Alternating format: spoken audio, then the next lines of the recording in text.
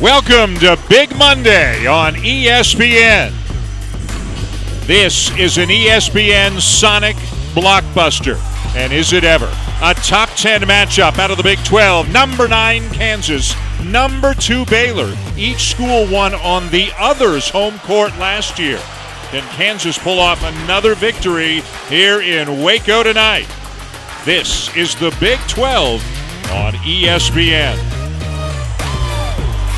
Let's take a look now at tonight's Sonic blockbuster and a look at the Big 12 schools currently in the top 25. There are 5 of them, and they're all in the top 14. Of course, headlined by the Baylor Bears, who are exactly where they've been the entire season, ranked 2nd in the nation. Hi, everybody, and welcome inside the Farrell Center here in Waco, Texas, as you make your way up to our socially distanced vantage point to call the game tonight. Dan Schulman, Jay Billis, I think he's on that side, ready to bring you a big-time basketball game. A lot of talent on both sides, and Jay, for Baylor, it starts with one of the best players in the country in Jared Butler. Jared Butler really keys the best backcourt in the country, and that's Baylor on both ends of the floor. They're great defensively, also outstanding on the offensive end, but Jared Butler is an outstanding scorer. He can really shoot it. You can't even leave him to close out to him. You got to stay with him, but a 3-level scorer. He's more explosive this season, can really get downhill and get to the basket, and he's got a lot of help with Maceo Teague and Davion Mitchell. Didn't have his best game in the last one against Texas Tech, but at the end of the game, he was at his best with 2 really big shots down the stretch. And you take a look at this complete backcourt. Maceo Teague, long-armed, an excellent mid-range game, shot fake, sidestep, he's got it all. And Davion Mitchell, I think the best defender in the country on the ball. Can take the ball away from you. If you show it, he's taking it, takes a ton of charges. For Kansas, on any given night, one of 4 or 5 different guys can lead the way. But a guy who's done it more often than not this year, Jay, is Ochai Agbaji. Yeah, Ochai Agbaji is Kansas's best player. He's their leading scorer. He's the top 3-point shooter in the Big 12. And I think we saw against Texas Tech in Lubbock how important he is to the Kansas team. He had his best game in that one, 23 points in that one. He's going to have another one like that in order to win here in the Farrell Center, because Baylor is legit, man. They are really good. About 25% capacity here in Waco as we are ready now for the tip of our Sonic blockbuster matchup between Baylor and Kansas. John Higgins, Tony Padilla, Jamie Luckey are the officials. And just about ready to go between 2 of the top teams in the country. Baylor undefeated on the year, 12-0, 5-0 in league play. Kansas 10-3 overall, 4-2 in league play. Their last game was a week ago, a loss in Stillwater. Kansas starting out the game switching in their man-to-man. You get caught underneath, and Jared Butler just drills it. Ochai Agbaji got caught underneath that screen, didn't go over the top, nobody stepped up. Tonight's starting lineups are brought to you by Kay Jewelers. No surprises for Kansas. A great defender with Marcus Garrett at the point. Keep an eye on David McCormick, who has been playing some terrific basketball in his last 3 games. For Baylor, Jay, it's been a model of consistency. The same starting 5 in every game for Baylor this year. And they're so good off the bench. This starting 5 is excellent, but when Scott Drew decides to go to his bench, he gets a lot of production and a good lift. About 35 points per game off the bench for Baylor this year. The Bears have won every game they've played by at least 8 points this year. They have never trailed in a game by more than 4 at any point this season. Vital on the glass, Thumba on the glass, and it's a great start for the Bears. Baylor is the best 3-point shooting team in the Big 12, one of the best in the country. They don't miss many shots, but when they do, they get almost 40% of their misses as offensive rebounds. Can't guard that. Jalen Wilson misses the 3 for Kansas, and back come the Bears. Mitchell the kick, Teague the 3, well short, and Wilson down with a rebound. There's that shot fake and sidestep, and Davion Mitchell, when he drives, he forces help, and then he can play drive and kick. Wilson on the drive, off to McCormick, and he will lay it in. McCormick averaging better than 20 points per game in his last 3 and coming off a 24-point 12-rebound effort a week ago against Oklahoma State. That was a nice job by Jalen Wilson to slip that charge, because Davion Mitchell was there to pick up maybe his 14th charge of the season. As you said, one of the very best defenders in the country, Davion Mitchell. Teague penetrates. Another shot fake. And the drive and the layup. And one for Jared Butler. It was almost like Kansas was surprised that after the shot fake and the flyby that Butler would attack. Look, everybody's just looking, and finally David McCormack comes over late, but it was way too late. If you're that late, you got to go up to block the shot, not try to jump in and somehow take a charge. So what a good start for Butler, who in Baylor's last game did not knock down a shot until the final 5 minutes of the game, when he knocked down a couple of big threes to help Baylor to victory. But generally speaking, he has been one of the best and most consistent players in the country. And he's consistent at both ends of the floor. He leads the Big 12 in steals. He's a terrific two-way player that's gotten better and better over his time at Baylor. The game of the weekend for Baylor, a 68-60 win in Lubbock. Another missed three, and back come the Bears in a real groove in the first 3 minutes of this game.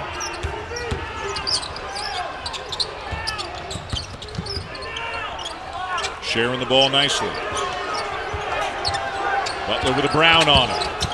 Baseline. Good cut by Vital. Block. Thamba is fouled. And Baylor doing one of the things that Scott Drew loves, Jay. They are getting on the offensive glass. It's been one of the trademarks under Drew in recent years.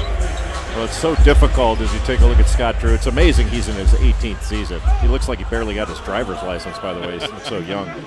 But when Baylor gets you into rotation, that makes it even harder to get a block out. And you're having smaller guys have to rotate over to pick up Flo Thamba or to pick up Mark Vital, and they're going to have very little chance. Actually, Vital got fouled that first one. They didn't call it. And then Thamba got fouled on the second offensive rebound. And that is the second foul on David McCormack. And how big is that this early in the game for Kansas, Jay, with the Jayhawks already struggling? Mitch Lightfoot, fifth-year senior, now comes into the game for Kansas. Well, especially the way he picked up his fouls. You know, Baylor, you think anybody that plays Kansas can try to put him in ball screens to make McCormack guard on the outside, see if they can pick up fouls that way. But those weren't the fouls he picked up. Abachi having to work hard to try to shake his defender. Good hands by Vital. It'll stay with Kansas. Bill Self's biggest concern coming in playing a team like Baylor is, can they score enough? Baylor #1 in the country in defensive efficiency, and this is a very good Kansas team, but there are times, Jay, where they do struggle a little bit to put the ball in the basket. No question.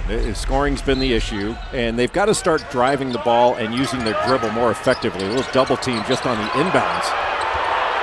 And somehow Lightfoot gets out of it. Wilson for three. And it's nothing but Bears on the glass. Well, who was going to take that away from Mark Vital? Somebody much braver than you or I are, that's for sure. 6'5", 250. He is a load. Pass deflected out of bounds. It'll stay with Baylor. Now that ball screen was set by number 23, Jonathan Chamwa-Chachua. And he is such a good roller to the basket. He rolls so hard that he's going to take the defense and drag it with him, and that opens up so many things for his teammates. He's productive on his own. He's like 8 or 9 points, 7 rebounds a game off the bench. But his activity level is so impressive. Adam Flagler into the game for Baylor as well. The transfer from Presbyterian up top. And Vital slams it home. He's off to a great start, and the Bears are dominating. How did Flagler even see Vital through that double team? Must have seen him with his left eye alone. What a great pass. Abaji knocks down a three to stem the tide a little bit for Kansas. He had pressure on that shot. Jared Butler was right with him. And now Mitchell draws a foul to take us to our first media timeout. A lot of great moments already in this game for Baylor, but none got the crowd quite as excited as that alley-oop from Flagler to Vital to bring them out of their seats. ESPN's exclusive presentation of college basketball is brought to you by Phillips 66, proud sponsor of Big 12 basketball. and the Chicken Slinger for just $2.49, only at Sonic.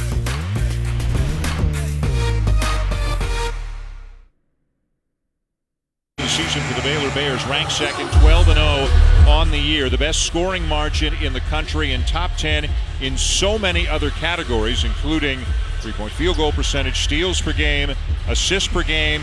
There are too many stats to fit on the graphic. They're top 10 in offensive rebounding percentage. They're top 10 in turnover margin. Their excellence in such a wide variety of areas, Jay, is really astounding. It is astounding on both ends of the floor. And just even in the Big 12, the categories in which Baylor leads the Big 12, scoring, field goal percentage, three-point percentage, three-point field goals made, they make 10 a game. You know, we said assists and steals, almost 10 a game. Turnover margin, 7 a game, more than their opponents. They forced 19 and a half turnovers. A wide open three for Jared Butler. Got it back off the inbounds, and it's 14-5 for Baylor. It's the execution that Baylor has. After timeout, on the out-of-bounds underneath, their defense, look, everybody down into stance. They communicate, they fake at the ball. They switch everything. They switch to take something away. They don't just switch to pick up a man. That pass nearly turned over. Garrett's got a scrap to try to hang on to it, and it'll be a held ball. And it was Garrett and 3 Baylor Bears on the ball. They just collapse to the ball. Everybody rallies to it. Garrett, the reigning Naismith Defensive Player of the Year from last season.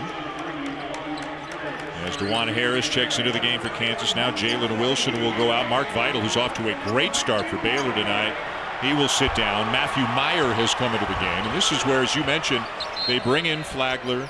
They bring in Tchamwa Tchatchoua. They bring in Meyer. There's no drop-off for the Bears. Gives them a little bit of a different vibe. And what a great switch by Tchamwa Tchatchoua.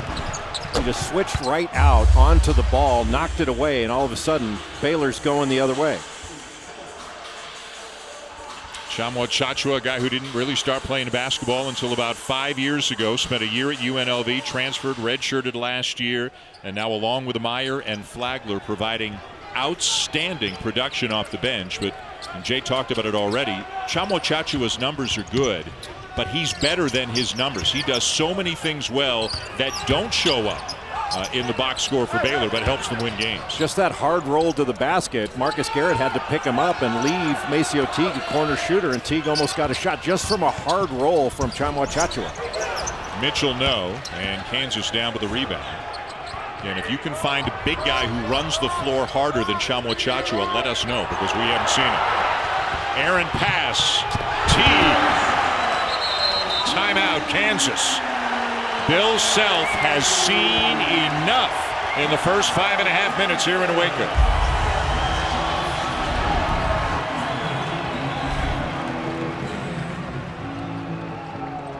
Executing beautifully at the offensive end. They don't need any help. Some miscommunication there between Abaji and Harris.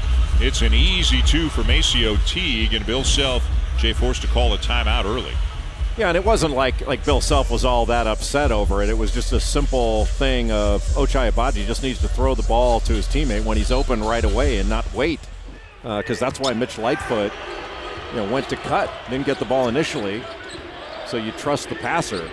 But that was one of those unforced errors. That when your teammate's open, give him the ball right away. Here with a nice pass into Lightfoot, who slams it home. Yeah, one of the very few times you'll see Baylor get taken advantage of. That after the timeout, just a quick screen and roll to the basket by Mitch Lightfoot. Nobody picked him up. Lightfoot figures to get a heavy dose of minutes here in the first half. McCormick already on the bench with 2.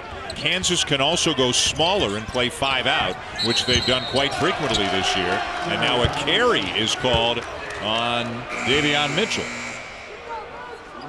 No Bryce Thompson tonight for Kansas. Broken bone in his right hand and out 4 to 6 weeks. Yeah, dove on a loose ball. He was playing with a cracked vertebra in his back, which bad enough, and he's out with that finger injury. Just had surgery on it, had pins inserted. And he's a competitor. You could see where he broke his finger when he dove for that ball, and then he kept reaching for the ball. Christian Brown can't free himself from Matthew Meyer. Kansas having to work really hard just to get a decent look, and it's an offensive foul on Agbaji. Nice job by Meyer coming over from the weak side. A little surprised Agbaji couldn't get around him because he was standing straight up and down. His feet were almost touching. Yeah, just a little sidestep could have gotten around that.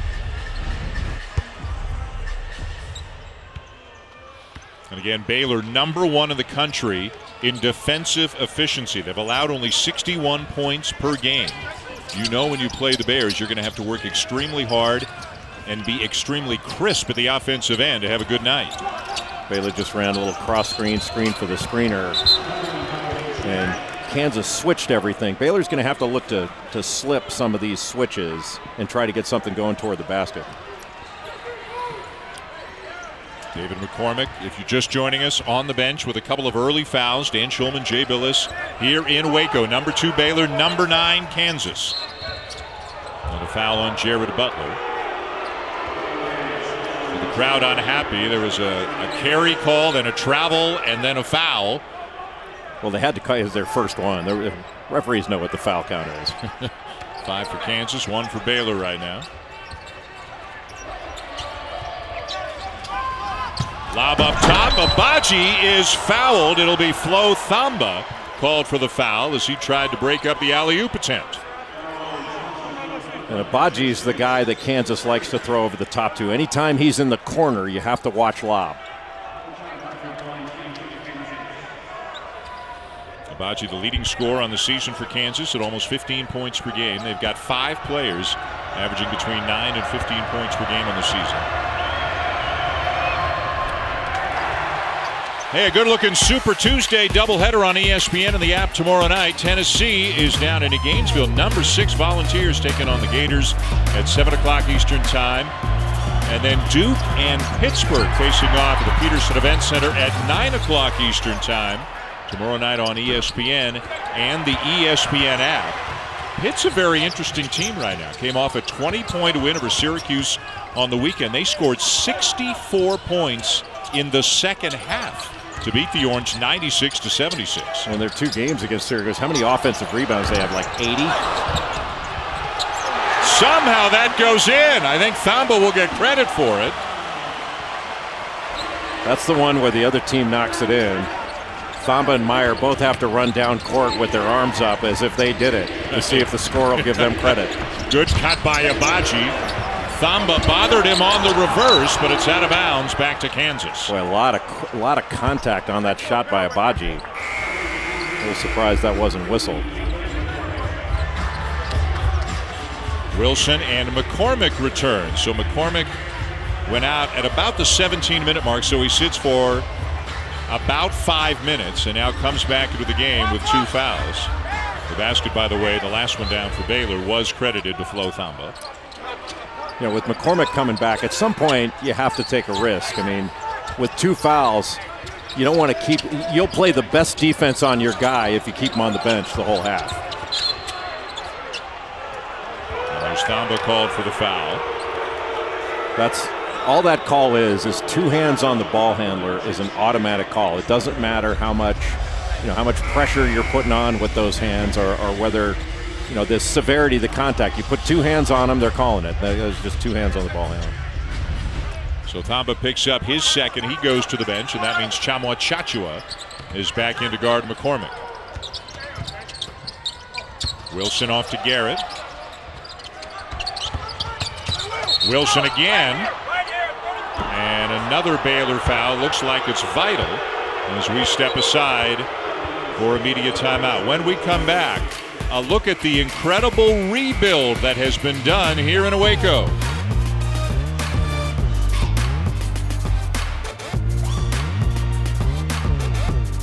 Into the Baylor Bears program. They had been ranked in a total of 2 games.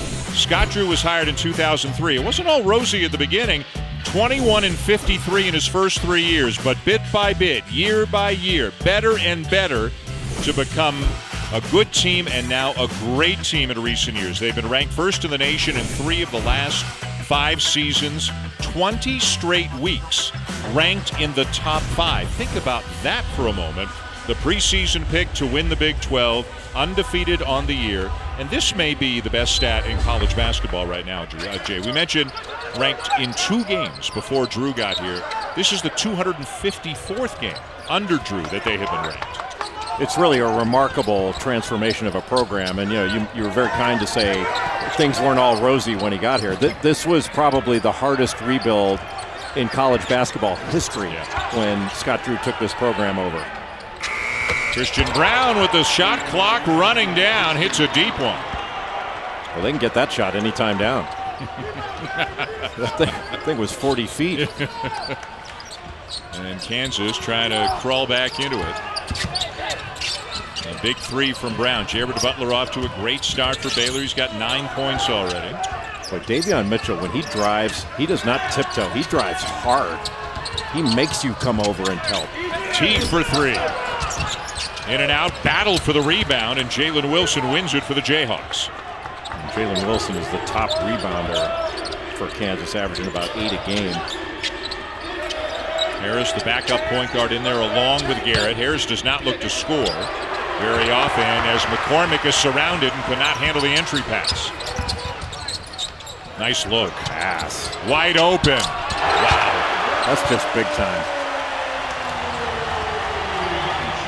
Davion Mitchell leads this team in assists, #1 in the Big 12 in assists, right there in steals. I mean, he's another complete guard.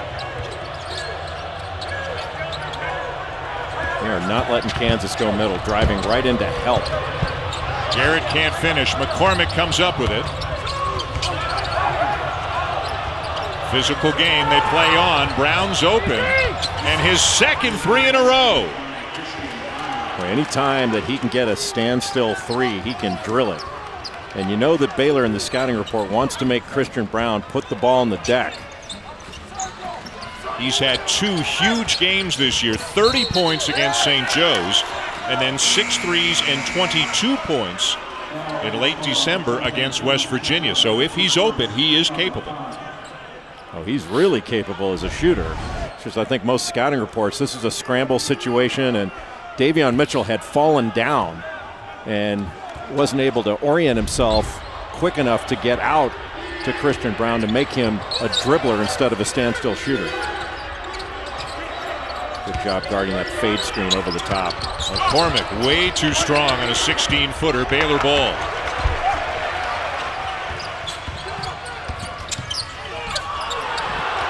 And Butler went in there looking for the 3rd foul on McCormick. Oh. Harris tried to slam it home at the other end and had it knocked away. What an amazing block by Mark Vital. A finalist last year for the Naismith Defensive Player of the Year award that was won by Marcus Garrett. I mean, DeJuan Harris is out in front. He just slowed down. You got to get to the rim quicker. And Mark Vital took a clear basket away from Harris. What a great block. Vital's already got a bucket, 5 rebounds, an assist, and a block in this game.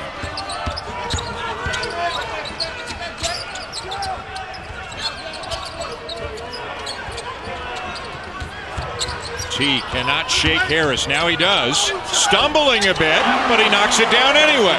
Tchamwa Tchatchoua set so many screens at different angles. Didn't make contact all that much, but just was a pest and able to move his feet to get out of the way when he might be setting a moving screen.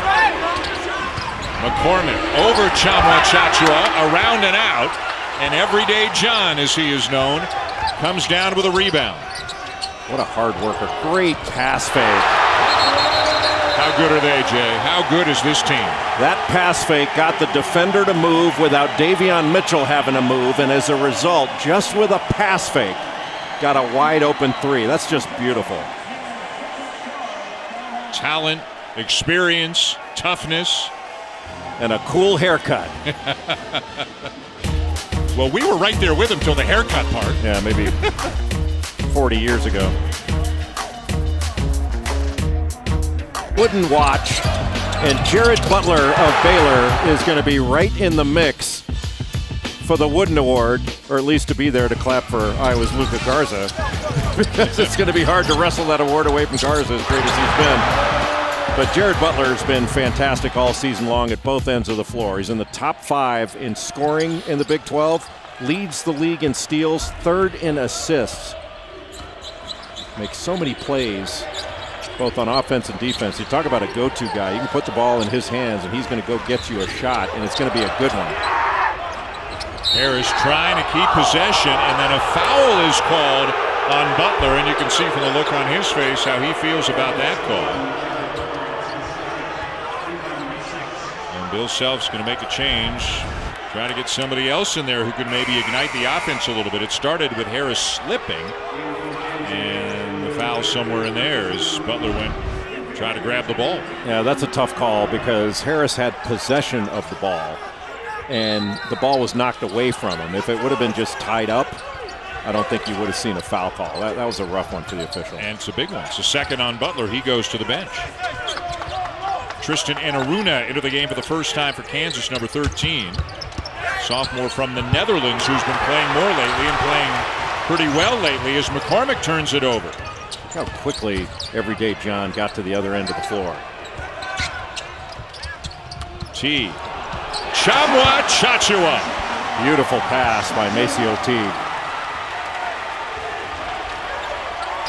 All these guys look for each other. Just poor job in transition defense, though. They didn't find Christian Brown. Now he's confident. He's seen 3 of them go in. That one at the end of the shot clock and then 2 off essentially broken plays. Over the top, Vidal couldn't finish, and then he reaches in and fouls Brown. It was like 5-1 in fouls. Kansas had 5 and Baylor had 1. And man, they've been fouling like crazy ever since. You can argue with 1 or maybe 1. But the rest of them have been fouls. And now they're over the limit, so Kansas will be shooting free throws the rest of the way on any common foul. And Butler, their best player, sitting on the bench with 2.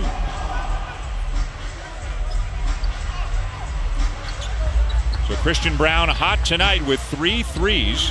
We mentioned he's had a couple of really big games this year, other games in which he's been contained.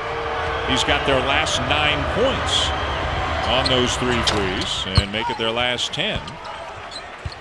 They need to get some offense out of Abaji, out of McCormick, out of Wilson. Those 3 players have combined for only 5 points tonight. And Brown, if he's knocking shots down, then when he catches it, you have to get up on him, and he can drive it. Talk about a good matchup here, Mitchell and Garrett. Mitchell tried to throw it between the legs of McCormick, but it hit him in the knee, and Brown misses the runner at the other end. Got wrong-footed, going up for it. Kansas looks like they're in almost a little triangle, 2. Saved. What a great job. Both Meyer and Teague. I think it was Teague who kept it in bounds. Just their awareness. Man-to-man now. The crowd appreciating the effort. Again, about 2,300 fans here tonight at the Farrell Center. Lo Thamba. He's having himself a big half. That's 7 for Thamba, who averages 3.8 on the season. Plays about 15 minutes a game. Good rebounder. And he's just finishing so much better this year. Pretty nice combo at the 5 spot for Baylor with Thamba and Chamwa Chachua as Garrett lays it in for his first points of the night. Yeah, Thamba just got caught on the high side of the post, couldn't get around to stop that drive. Baylor's going to send everything down to the baseline. They don't want any drive going middle.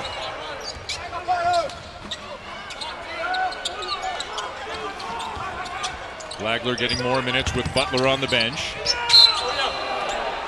And a great job to draw the foul by T.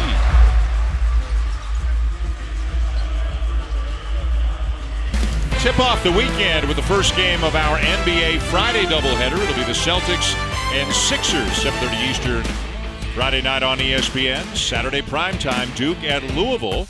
One of the many, many games you can see on ESPN and ESPN2 all Saturday. That one comes your way at 4 o'clock. And then UFC 257 on ESPN+. Conor McGregor is back, squaring off against Dustin Poirier, the number 2 lightweight contender in the main event. Winner gets Mark Vidal. It's a rematch. Yeah, Mark Vidal could take them both on at the same time, I think. 12-point lead for the Bears. They have led the entire way. And Aruna. Wilson. Boy, he just got forced further away from the bucket than he wanted. McCormick can't finish it. Baylor ball. Well, Kansas just set a little ball screen right at the elbow. One elbow screening for the other elbow. Floater will go for Teague. How pretty was that? To just stop short so that you don't draw the charge. His mid-range game is so good. We mentioned they're number 1 in the country in defensive efficiency. They're number 4 in the country in offensive efficiency. Sometimes their offense doesn't get the credit it deserves. Good job to drive middle, and you can't let that happen. But that was a really nice play. Teague has got such a good shot fake, and we mentioned his mid-range game. He's a good cutter, just automatic from the free throw line if you foul him.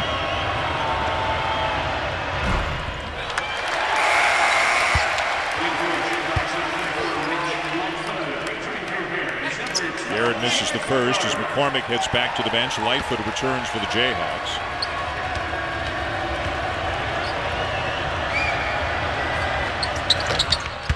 One of 2 for Garrett.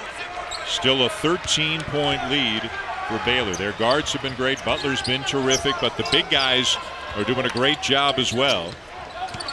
Baylor's out rebounding Kansas. They're outscoring them in the paint by a wide margin. There's that shot fake again. Tipped back out by Tchamwa Tchatchoua, and it gets Baylor another possession. Meyer. Kansas ball. Kansas has to find a way to get out in transition, because if they're going to play 5-on-5 in the half court against Baylor, it's going to be hard to find buckets. You have to play ahead of this defense. Not quite the transition team they've been in recent years, would you say? Not quite as much, no. They don't force quite as many turnovers, and in order to get out in transition, you got to either get a rebound, outlet it quickly, but you got to turn them over. Kansas is good defensively. I think it's a good basketball team on the defensive end, but you have to generate some easier baskets. Tough pass under the basket, and it's Baylor ball, another Kansas turnover. It's almost like that pass was an afterthought. The defense saw it coming every bit as much as Brown did underneath. Butler back in with a couple of fouls, and still feeling it. Butler with 15. You cannot go under any screens on him. He's just toying with Kansas behind these shoot behinds on ball screens. Really impressive by Jared Butler. The Bears shooting over 50% from the field and from 3. And Jared Butler's got 4 threes all on his own. Big lead for Baylor.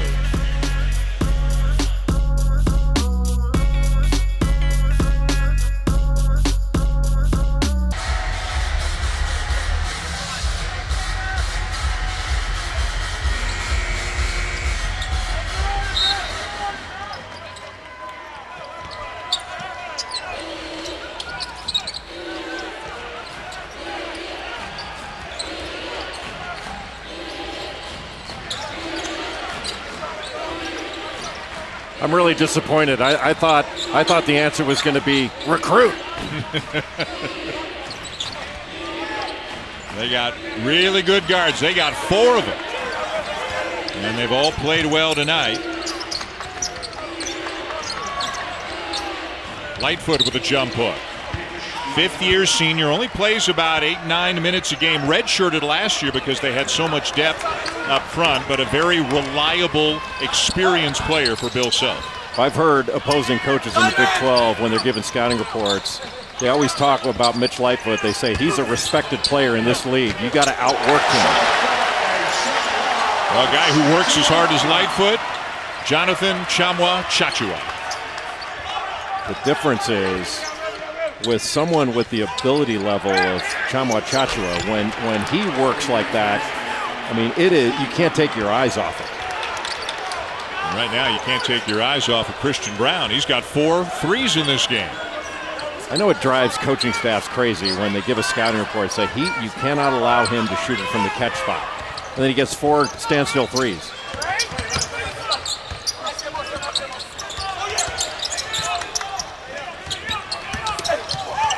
Butler somehow got by 2 defenders and softly laid it in. He only had 7 points against Texas Tech, even though the 2 threes he hit at the end of the game were as big as any bucket scored in that game. But he's not going to have 2 substandard for him games in a row. Boy, a beautiful back cut by Brown. He's wide open. Yeah, they had him, but Lightfoot didn't anticipate it. Brown taking advantage of how he's getting face guarded after making all those threes. Nice pass. Lightfoot from the baseline. Not there. It's too much, not a good enough use of the dribble by Kansas. They got to get downhill and draw help with their dribble. Rebound down to the Jayhawks. Jalen Wilson, who comes into the game for Kansas scoring almost 14 points per game, has not scored yet in this one. 0 for 3. Well, he's got to be more active as a cutter. You know, one of the things, especially with young players, they wait till they catch it and then they want to make a move instead of being more active and moving without the ball. And his last 2 games have been quiet by his standards as well coming into this one. Well, he's been scouted as well. You know, he was leading Kansas in scoring for a good part of the year. Still their leading rebounder. 3 subs in off the bench out of the whistle for Baylor. Garrett, no, out of bounds. Still Kansas ball. The shot did not hit the rim, so 7 on the shot clock.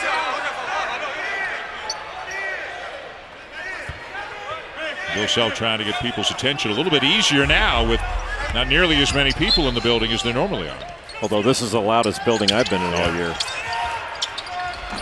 Lightfoot, no. Rebound, Vital. His 6th on the night. What a step back by Mitchell. His dribble moves are violent. Violent in a good way. I mean, you are really having to guard that, and you get going one direction, he changes, you're done. Offensive foul, Lightfoot taking the charge. Yeah, you're not going to be able to drive all the way to the bucket right down the middle without passes being made.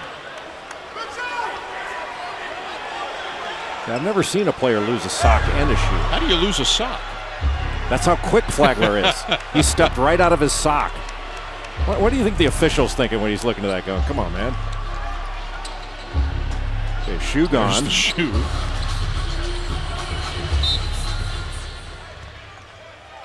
He must have taken it off himself for better traction after he lost the shoe. Wouldn't it be just as quick to put the shoe back on?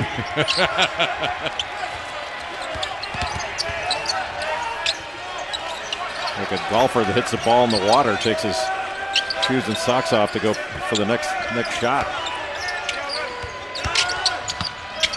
Wilson with a runner, and there are his first points of the night. Really good job attacking off the dribble.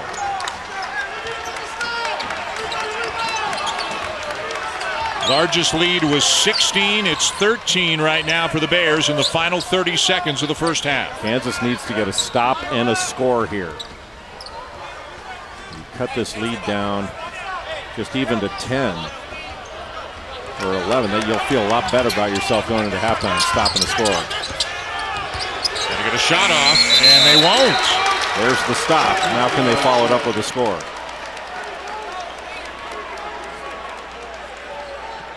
Well, Kansas looked like they may get run out of the building, but they really fought back. Christian Brown, a big reason with his threes. 4 for 4 from out there, 14 points on the night. Jared Butler leads all scorers with 17. Let's see what Kansas draws up here in the closing seconds. A drive by Garrett. And Aruna for 3. Long rebound. Good if it goes, or will it count? They're going to have a look at it with the naked eye. I don't know about you, Jay. I thought he got it off in time. I thought it was good. Yep, but they're going to have a look at it. The official did too. The official said it was good. Now they have to go over and check it to make sure. So at the moment, let's say that it counted for Mitch Lightfoot and the Jayhawks. You take another look. No, he didn't. Not gonna didn't count. get it off.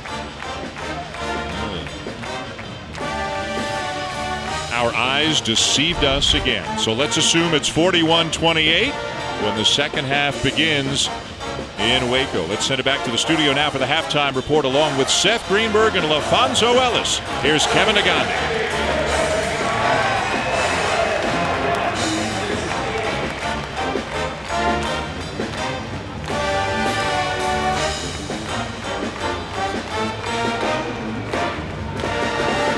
On ESPN.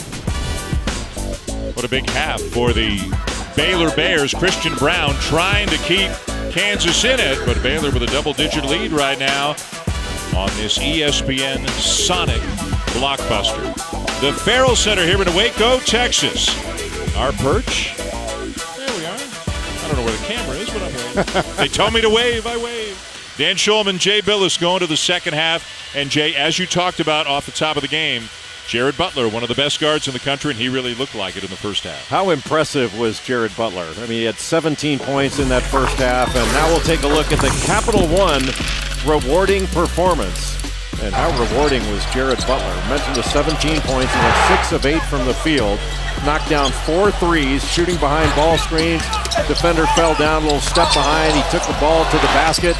Just played with a great pace. He was attacking but patient at the same time for his openings, and coming off a 7-point game against Texas Tech where he wasn't what he would consider his best. He came out and showed his best in the first half against Kansas.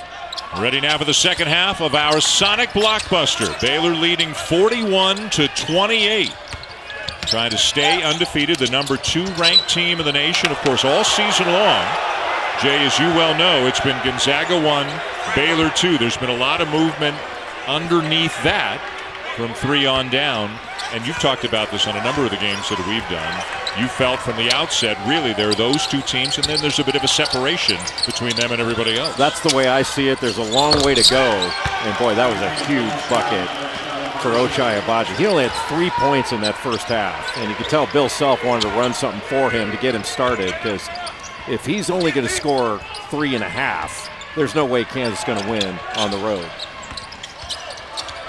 Yeah, I do think, Dan, to your point, that Kansas and Gonzaga and Baylor are a cut above. Mitchell. And the rebound to Brown. So a good first minute here in the second half for Kansas. Villanova sitting in the 3 spot. Kansas dropped from 6 to 9. We thought Michigan might go up to 4, maybe even 3 when the poll came out. But, of course, on Saturday, they lost at Minnesota. So they are at 7 right now. But so many teams are losing. I mean, even so many of the top 10 teams are going 1-1 in a given week. And meanwhile, number 3 on David McCormick. Yeah, and that's just an awful call. That was a flop. You know, the officials have to officiate what is enough contact to make a person fall down and what's not. And all you have to do in college basketball is fall down and you get a try. What a move. Jared Butler again. He's got 19. Just a little, almost a hesitation move. He just put Christian Brown to sleep, thought he was going to take the ball out top, and then blew right past him on the baseline. Just a beautiful move.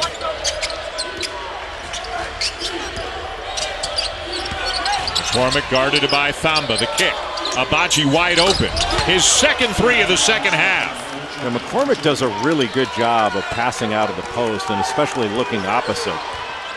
I mean, earlier in the season when they beat Creighton, it was not only the shot that Jalen Wilson hit basically to win the game was off of a pass by McCormick. You know, and it feels like more, and it's been as many as 16. It's only 9 right now, and a pass through the legs of Vital turns it back over to the Jayhawks. Non-handlers handling it. Good job by Mark Vital to pick up Flo Thamba. Look at that little hesitation move. Just blew right by. Just a gorgeous move. Basically put Brown to sleep. You can hear the fans making a little bit more noise right now here in Waco. Trying to give their team a bit of a boost. 25% capacity in the building tonight. Wilson for 3. Boy, how big would that have been? Would have made it a 6-point game, but it's Baylor ball. On the weak side, when Kansas is running action, they're getting little pin-in screens, almost fade screens, to try to get some separation so they can get a three. And then you can attack a closeout. Lothamba had a great first half for Baylor. 3 for 3, 7 points, 4 rebounds. Nice combination. Thamba and Chamwa-Chachua sharing time in the middle. Butler, why not? What a night for one of the best. You know, it's not like Baylor's weren't really running anything right now. It's almost like they've gone to a little bit of isolation ball. And they're certainly going to the hot hand. I'm not sure how much hotter Jared Butler's hand can be. 8 for 10 from the field, 5 for 6 from 3. How about Davion Mitchell just blowing up that action that Abaji was trying to get going? Out of bounds and back to Kansas despite a good effort from T.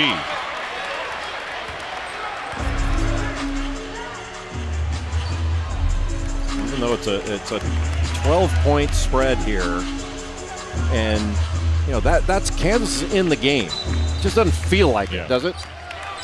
It feels like Baylor's in complete control. Absolutely, and it was 9 when Wilson had a pretty good look at a 3. Had that shot gone down, might have really changed the tone of the game.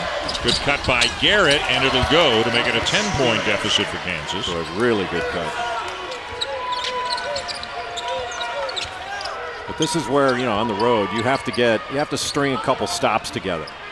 Couple stops, couple scores, all of a sudden there's some game pressure on Baylor. And frankly, they haven't had a lot of game pressure on them.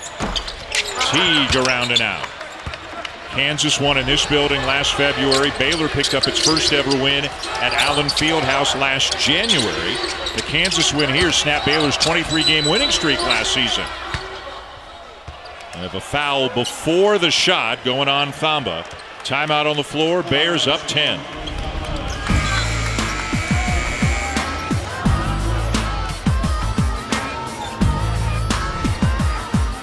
College basketball is brought to you by the Chicken Slinger for just $2.49 only at Sonic. The Drew family. Homer, Scott, Bryce, right to left in this picture. Homer, the coach at Valpo forever. Bryce played there. Bryce now coaching at Grand Canyon. Homer and Janet Drew and Scott Drew just having an unbelievable 18-year run at Baylor, the winningest coach in school history by a wide margin, ranked #1 of the nation 3 of the last 5 seasons at least one point during those 3 years. Would have been a 1 seed in the tournament last year. Would have had an outstanding chance to get to the Final Four, maybe cut down the nets. And Jay, they're every bit as good and maybe better this season. Yeah, both these teams last year, really good inbounds play, not well defended by Baylor. But both these teams, Kansas and Baylor, I thought had a legit shot, not only get to the Final Four, but to win the whole thing. And you obviously felt bad for everybody, but especially these teams. And then I thought Florida State, San Diego State, and Dayton. Yeah.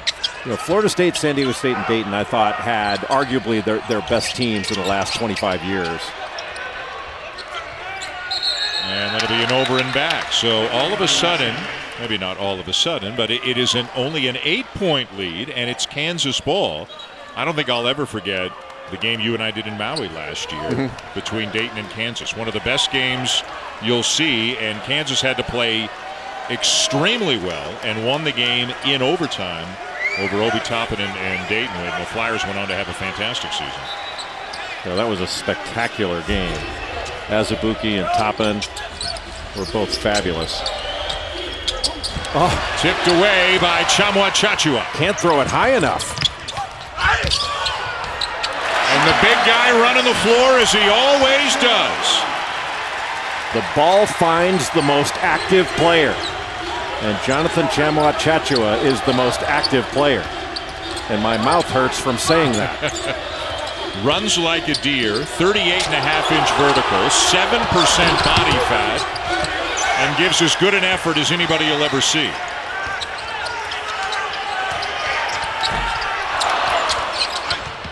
That would have created some noise in this building, even with just 25% capacity.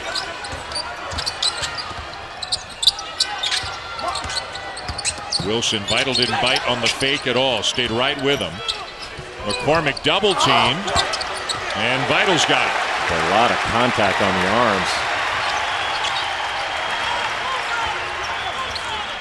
Remember, Baylor and Gonzaga were supposed to play earlier this year. Again, beautiful basketball. Mitchell the three, Butler the assist. And Chachua made that happen as well with the little drag screen. Then he rolls hard. You got to pick up that roll, and that means there's going to be a wide open shooter on the perimeter. And McCormick just picked up his 4th foul. They call him Everyday John because he brings it at a high level every day. The lob pass, not many players are going to be able to have contact with the big guy and still be able to get up and take that pass away. Then he runs right down the floor and gets the stick back. Born in Cameroon, as Jay mentioned, his nickname is Everyday John. Played at the NBA Global Academy in Australia. Spent a year at UNLV and then transferred, redshirted last year here in Waco. I don't know that any program in America, there are others in the same ballpark, but nobody's done much more with transfers and redshirts than Baylor has. And Chachua has worked incredibly hard. You can read all kinds of stories. A great one in The Athletic today about all the time that he spends. Sometimes as Lightfoot gets free for a jam. Sometimes, Jay, working without a ball, just working on footwork, working on screens, working on the quote-unquote little things that will make his team and his teammates better. Yeah, the key word, working. He's a tireless worker. And Baylor needs to run something on the offensive end. They've taken a number of shots without making the defense work.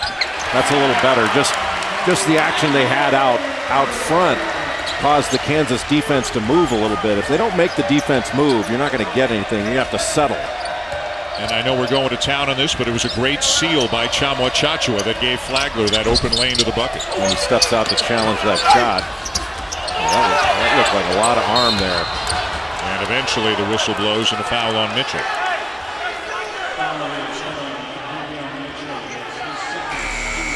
Mitch Lightfoot's given a nice lift to Kansas in there.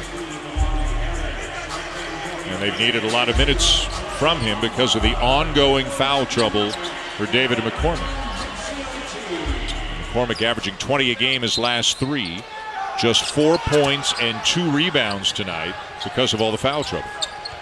And because he's being guarded by some really good guys in Thamba and Chachua. It's hard to establish any kind of rhythm when you're out of the game with fouls. And 3 of them were, you can't argue with. That one charge call was ridiculous, but everything else was fine. High arcing 3 for Ochai Agbaji. And again, as you just said, it feels like Baylor's on the verge of really just breaking it open, and then Kansas will make a shot, and it's down to 10. Well, Kansas is prideful. But it's one of those things where I think Baylor's got to run some better offense. They have the lead and they've done some really good things, but you're not going to shut out teams for long periods of time. They've got to continue to compete on the offensive end. Harris gets in deep, kicks it out for Anaruna. Offensive rebound, Lightfoot. Great steal. Yeah, Flagler playing free safety. Butler back to Flagler and 1. That was a bad mistake by Kansas. And Baylor able to take it the other way. Kansas able to get a number of offensive rebounds because they shoot so many threes and those long rebounds. And Flagler with a good catch and finish to get fouled.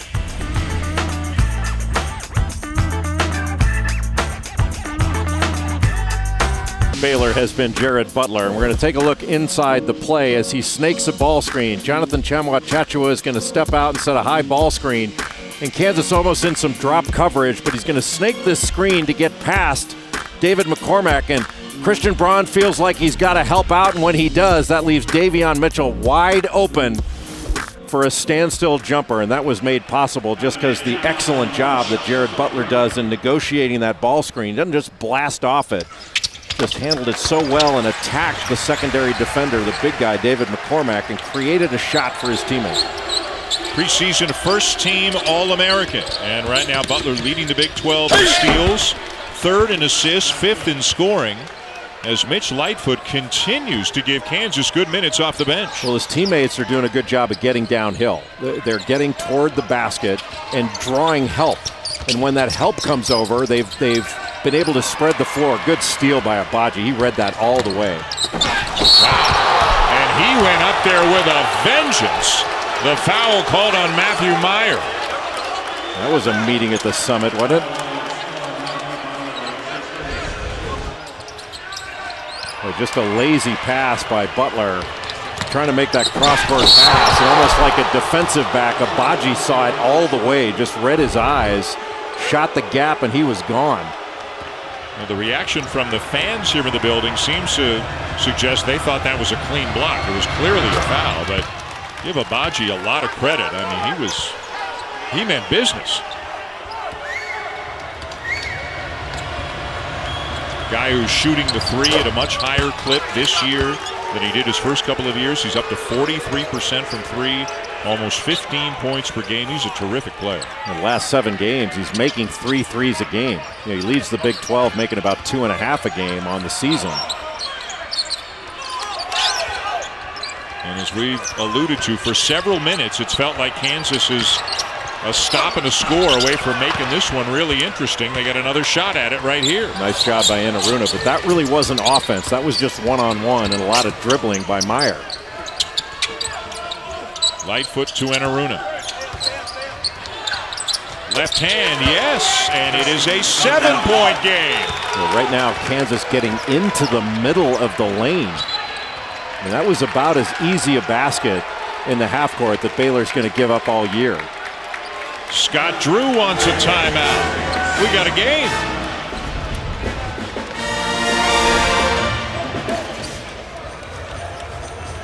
Nice comeback, in part because they've done such a good job getting into the lane. Ball went into Mitch Lightfoot, then he steps out, sets a little ball screen, and then rolls to the basket. Tristan Enaruna able to get right to the front of the rim. And how about good has Kansas been the last 8 years following a Big 12 loss?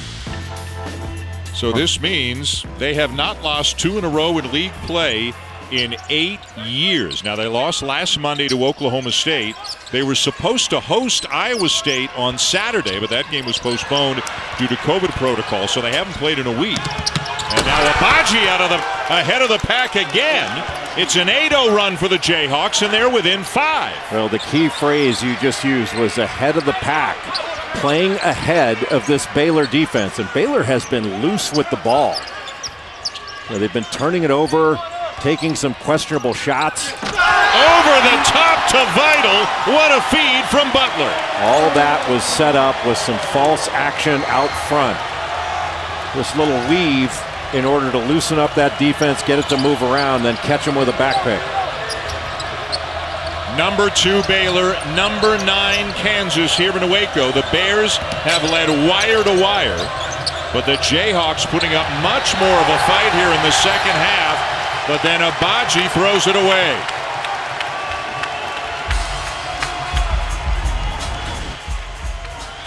There's those screens, and actually it wasn't a back pick. It was just 2 screens in a row.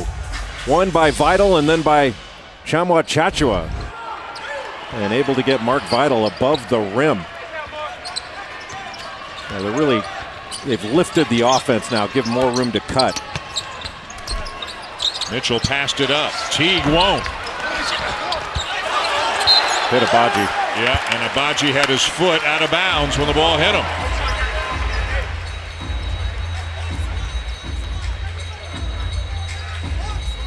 Big night for Jared Butler. 22 points, 6 assists.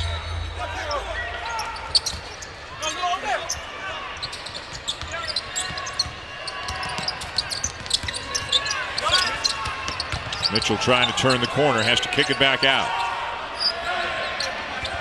Another ball screen from Chamwa Chachua. Another 3 for Butler. Chamwa Chachua is so good at running out, setting those screens. Even if he doesn't hit you, he requires you to go around him. And that's going to give a little bit of space to Butler, and that's all he needs, a little bit of space. Then he blocks a shot of Marcus Garrett on the other end. His activity level is awesome. He is beloved within the program. and by the fan base for the energy on the bench, the energy on the court, the selflessness. You can see why. I mean, you don't have to give him the ball. He goes and gets it anyway.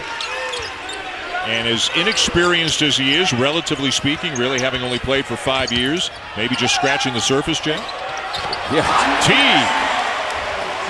Because his fakes are terrific. Plays with really good pace. It was down to 5. Now it's back to 12. 7-0 run Bears. But Baji needs to shoot that. Got the big guy on him. Lightfoot will put up a 3. Baylor ball. So the Bears can turn it on in a hurry, can't they? Yeah. Both ends of the floor. You like the offense they're running a lot better the last few minutes? Yeah, there's movement. You know, it's not as much dribble. Chachua as Lightfoot tried to take a charge. But the big fella banks it in. It's a 14-point lead. Timeout, Kansas.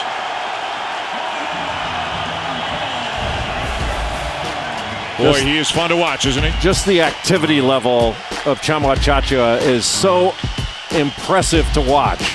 Challenges the shot, then faces up the drive. He's been a difference maker.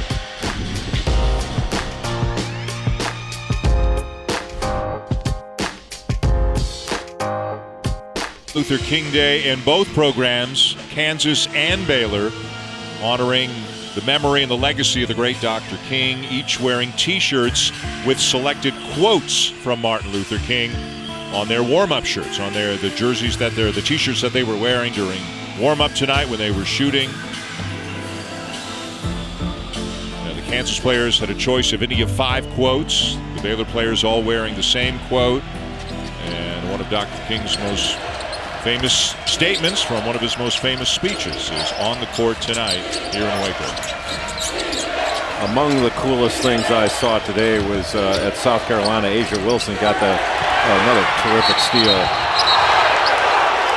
Asia Wilson had her statue. There's a statue of her now on the University of South Carolina campus, and she had said her grandmother wasn't allowed to walk across that campus, and now her granddaughter has a statue on that campus. Isn't that amazing? Yeah. It's so moving.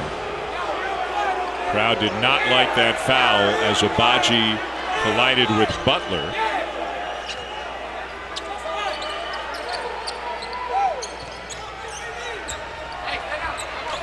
A 9-0 run right now for Baylor after Kansas had gotten it all the way down to a 5-point game. Mitchell keeping the dribble alive. That was off Teague. Yep. These two teams will meet again at Allen Fieldhouse right near the end of the regular season, February 27th. The Big 12 has left the last week of what typically is conference play open in an effort to have some room to reschedule postponed games. So as of now, it's the last regular season game for both schools, but that will in all likelihood change. But of course, true round robin in the Big 12, you've only got 10 teams. Counterintuitively, and everybody plays each other twice. And there are going to be a pile of games that have been postponed. They're going to have to be made up toward the end of the season, and it seems unlikely all of them will happen. You know, we'll hope for the best, but Ochai Agbaji made a really nice cut there. Mark Vidal between him and the basket, and then Chachua comes over and just makes it near impossible to finish that play.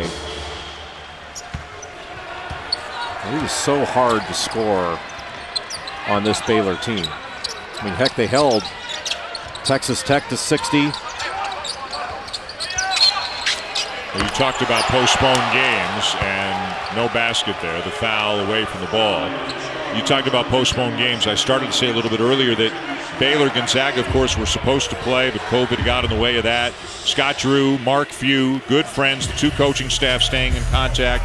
Both coaches freely admit if they can reschedule that game, they are open to it. Now, conference games will take priority when it comes to rescheduling.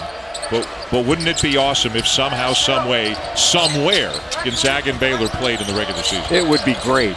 I just think you got to be mindful, especially Baylor, that you don't want to wear your team out as you get toward the end of conference play.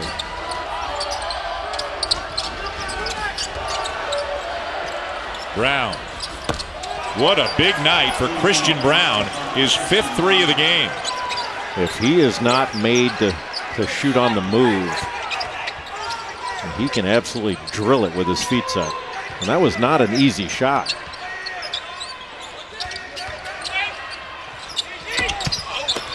Butler a little bit strong, kept alive by Tchamwa Tchatchoua, and Garrett can't keep it in bounds. Brown's got that shot credibility, so when he gives a little fake, ball's going to come back out. He gives a little fake on a step back. Butler just flies by and with his feet set. He just hits the bottom every time.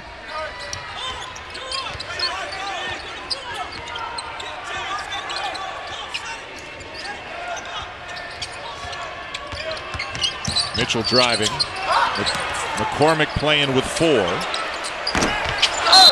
Not this time for Butler, and Garrett gets called for a foul. Tomorrow night, a Super Tuesday doubleheader on ESPN and the ESPN app. Number 6 Tennessee is in Gainesville to take on the Gators at 7 o'clock Eastern time.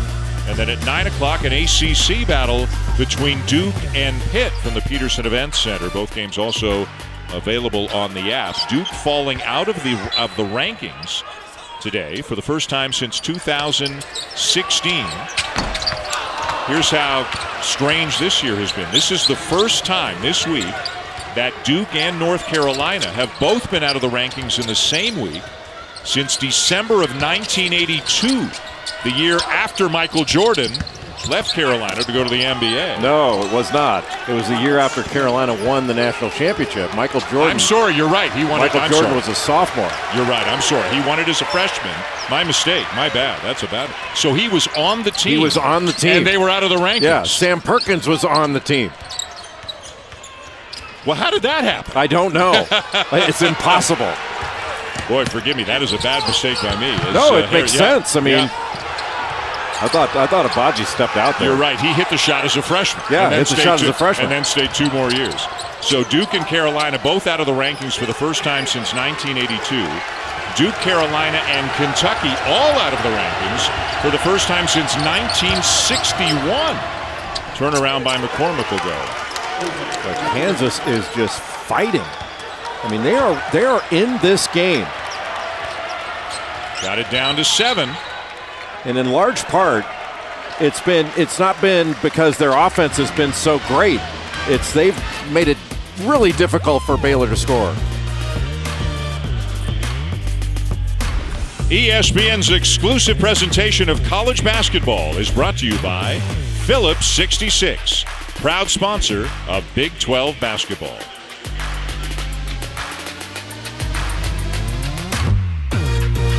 At the start of the second half, we said that Kansas has got to get him going, that 3 points and a half is not enough to be able to beat a team like Baylor. Well, he has responded in the second half. He has now put up 16 points, 13 of those coming in the second half, and he and Christian Brown have combined in this game for 9 threes made. They are 9 of 13 from three-point range. Baylor picked to win the Big 12 preseason, Kansas second. Kansas has won at least a share of the conference regular season title 15 of the last 16 years. They've already got 2 losses in league play this year. Baylor, of course, is undefeated. If Bill Self's team has any real hope of trying to win the conference title, I mean, they lose this one and they are 3 back in the loss column. Baylor again, they will meet again toward the end of the regular season at Allen Fieldhouse. Let's see if we got a big 340 ahead of us as Kansas continues to fight back into it. And they've got the ball back. Just tried to isolate Tchamwa Tchatchoua down in the low post, eliminate weak side help, but just threw it too high and over him. He's trying to hold his defender. Boy, Baylor's turnovers in the second half. This has not been a good offensive half for the Bears. You give credit to Kansas. Kansas's defense has been good. To your point, they turned it over 10 times in the second half as Wilson slams it home, and it's down to 5 again. A couple Baylor Bears fell down on that possession. Right now, Kansas doing a good job of staying between Baylor and the bucket. You know, they've done this too without getting a whole lot out of McCormick because of the foul trouble. They're going 5 out right now. No true big guys in there. And what a huge shot for guess who? Jared Butler, who's got 28 on the night. 7 made three-pointers. And Bill Self not happy that a charge wasn't called. And Jalen Wilson had switched out.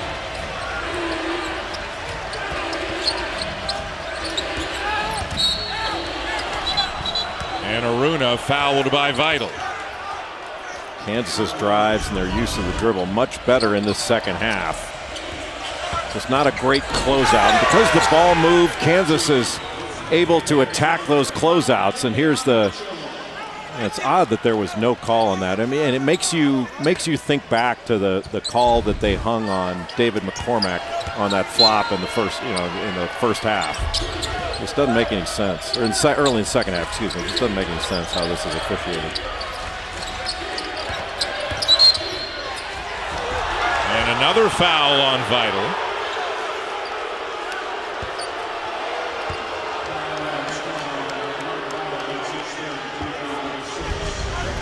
Probably just got that forearm on him there. Yeah. So 6 on each team here with 2:24 to go.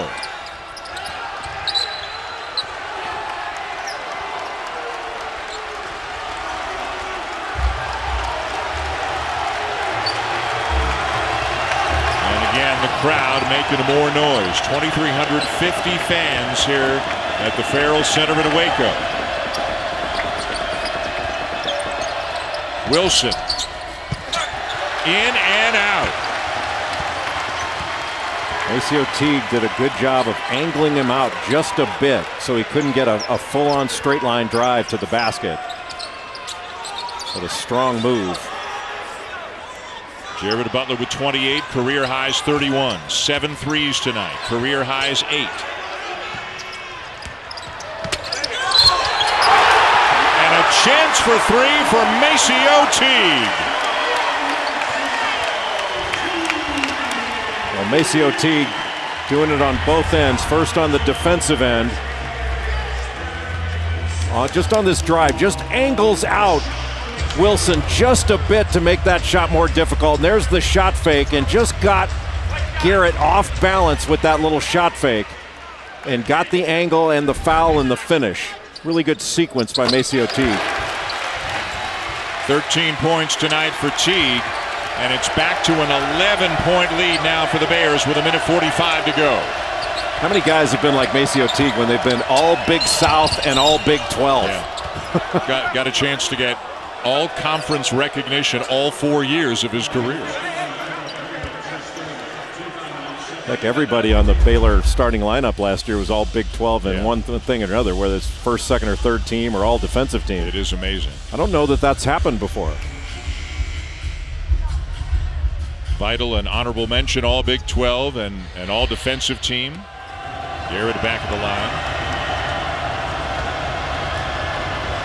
And you've watched and done a lot of Baylor games in the last couple of years.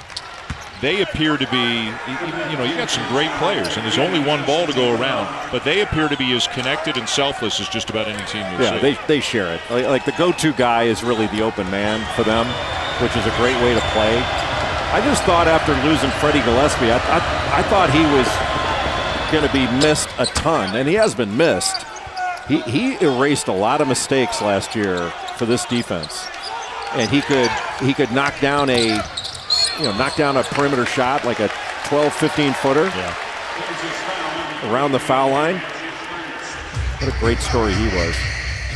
Just picked second in the G League draft, and a guy that Chamo Chachua credits a lot for helping him learn the game more in his redshirt year last year. Everyday John, Dan Schulman, once in a while Jay. That might be giving me too much credit. Yeah.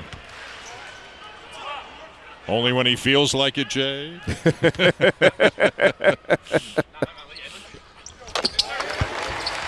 Sports Center coming up next with Bucci and Anderson. They'll take you inside the battle between Steph Curry and LeBron, plus how Giannis and the Bucks handled the Nets with Harden and KD, and the latest on Patrick Mahomes' next step in his efforts to return for Sunday's AFC Championship game. John Buccigross, the only Sports Center anchor, well, actually the only guy I know that irons his golf shorts. It's like a hoop scoop for a Sports Center guy. You just realized right there. Another turnover. That says it all, doesn't it?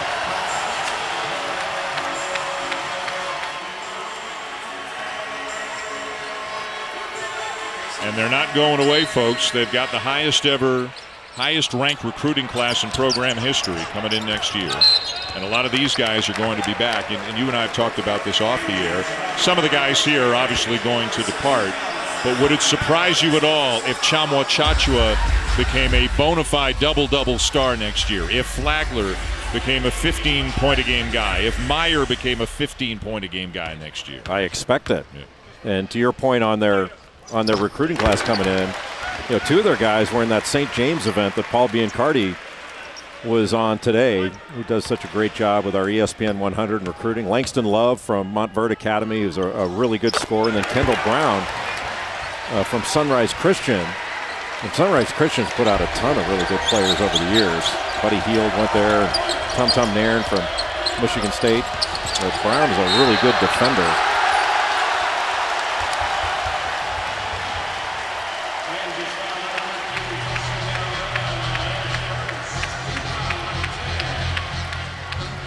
Well, you hope it's nothing serious, and the way, you know, he bent his foot, you hope he's just working through a cramp right now. That's the way it looks, yeah.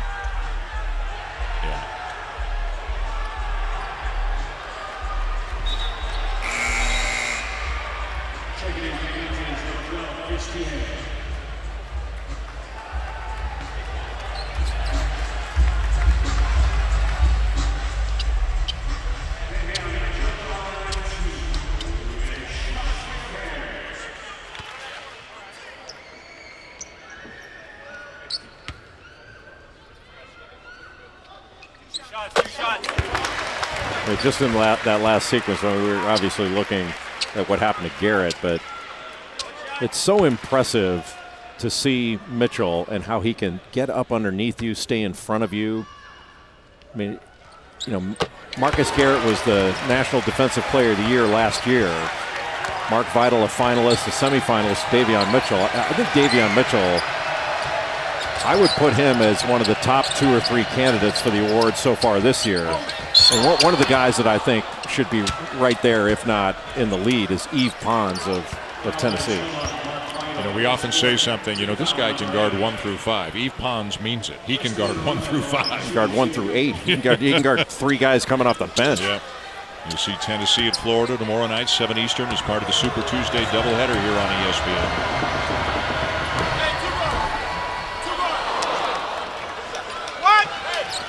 So Kansas will drop to 4-3 in league play. Baylor will remain undefeated, 6-0 in the league, 13-0 overall.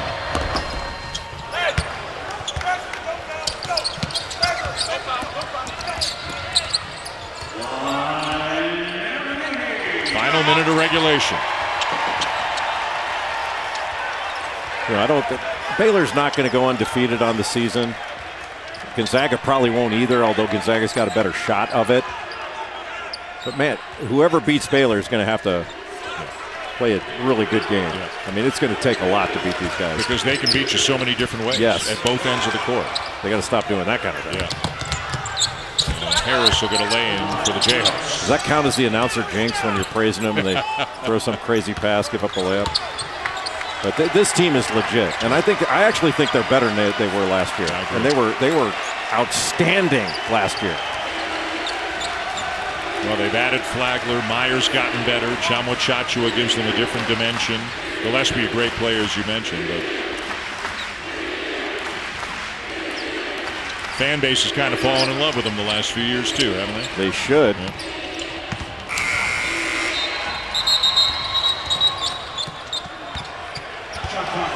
Tonight's player of the game brought to you by Phillips 66, the easiest call that we've had to make all night. Jared Butler, 1 point shy of his career high. A magnificent night. 7 for 9 from 3, 30 points in the game, and 8 assists to go along with it. Well, it wasn't quite a perfect game, but it was near perfect. Had a couple of turnovers, but other than that, there's not a lot to complain about. Jared Butler was just fantastic. What a player, and what a bounce back. He only had 7 points, which for him is a poor night. He bounces back with 30. That's going to count. Chris Tehan, a walk-on, a senior from Leawood, Kansas, will bank home a 3 at the buzzer. Made somebody happy. Somebody was happy about that. You're exactly right. 77-69, Baylor over Kansas after that late 3. Another impressive win for the Bears. For Jay Billis and our entire ESPN crew here in Waco, I'm Dan Schulman. Thanks for watching. SportsCenter's coming your way right now.